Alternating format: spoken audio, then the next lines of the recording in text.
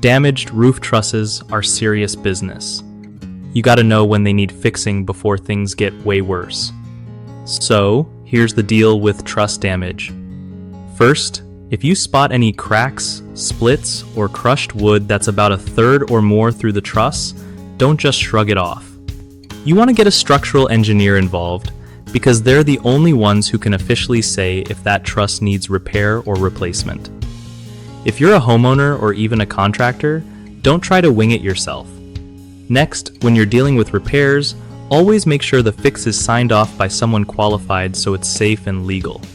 Also, keep in mind that even small damage can mess with how your roof handles weight and weather, so don't wait around hoping it'll get better. If you're unsure, definitely get a second opinion from a pro who knows local building codes, especially here in Georgia. Another thing, document everything.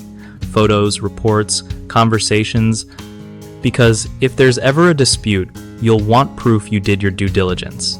And hey, don't let anyone pressure you to ignore damage just because it's inconvenient for them. Safety comes first.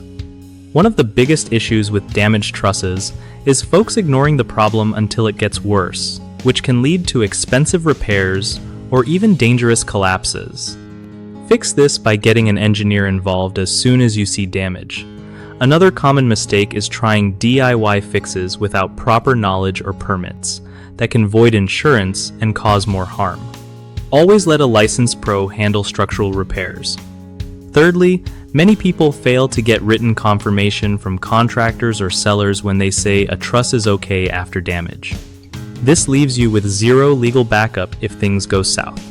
Make sure any all clear is in writing and signed.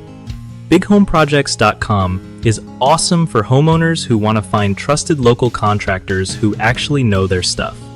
For contractors, it's a great way to connect with people who need work done and build a solid reputation.